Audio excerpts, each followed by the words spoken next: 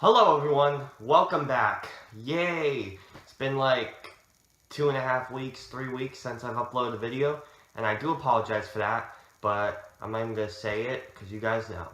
So, I'm here to talk about Dunkirk, and yes, this film is pretty old, and I've seen it like a week and a half ago, but I still wanted to get my thoughts out, so if you clicked on this video, even though you know that this film came out a while ago and you still want to see my thoughts on the film, I really appreciate it. Thank you, viewer, whoever.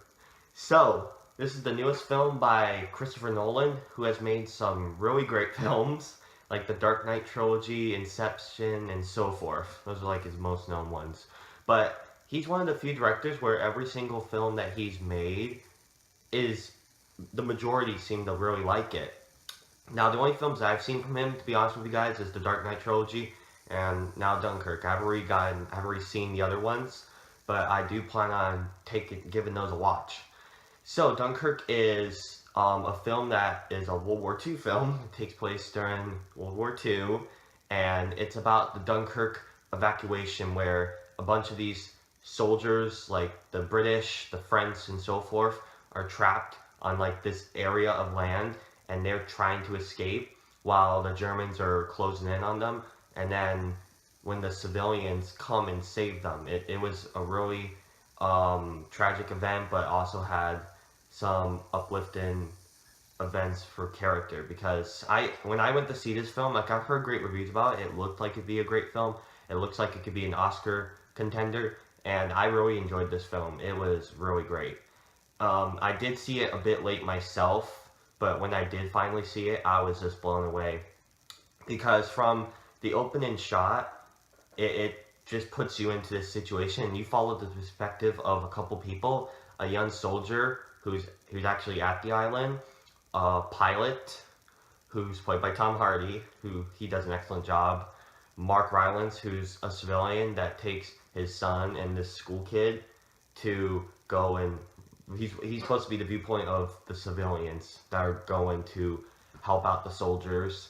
And you have this high-ranking official who is just seeing these events unfold at the beach, and he's trying to get his men out of here because it's a dangerous place, because they just drop in bombs from planes because they're all just forced onto this beach because the city's basically captured, and they're just waiting for rescue boats to take them out, and there's no way to hide.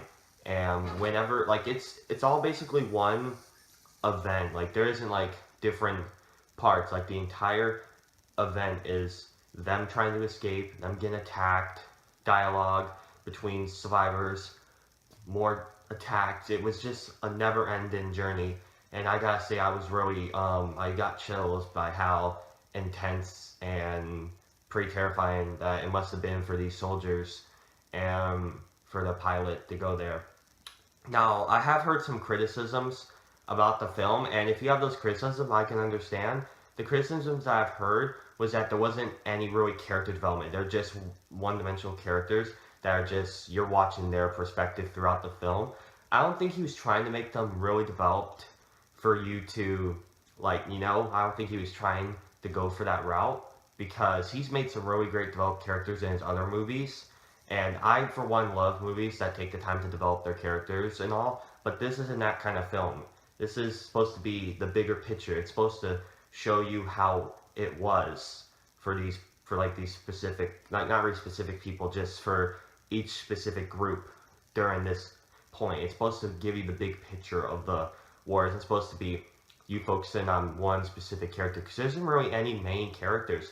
There's some big names like Tom Hardy or Mark Rylance, but it isn't really focusing on those main characters. They're just there. Like, everyone is a supporting cast to the main event, which is this event, this part of the war.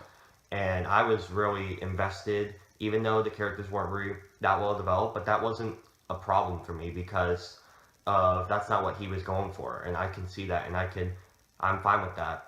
Like, for Jeremy Jahns, he didn't really get on board with it, and I can understand if you don't really like the film for those kind of reasons, how you didn't have anyone to root for. But I think the film, like, for me, it was shown because I was picturing, if I was in one of their shoes, I would be terrified. and it's showing how that would be, and it was really chilling for me when watching it in the theater. I gotta say, Hans Zimmer does a great job with the score because it's so, like, it gets really intenseful and loud whenever you hear the planes flying. Whenever you hear his music with whenever you hear it, it gets louder and louder. Especially in, like, an IMAX theater or something, it gets really, oh man, like, you hear the bombs. Everyone's freaking out. It was great music, especially near the end. Like, he does a great job with the music is what I'm trying to say. The score, great. It's shot so well too. Like, this must have been really hard to do because the majority of this film is basically like in the waters. And I hear it's really difficult to be filming in water and like in oceans and all. And so I give props to Nolan and the other people that worked on this film for getting that done instead of being in front of a green screen or something. Speaking, also, I was hearing, like, a lot of this film was very practical. It looked practical.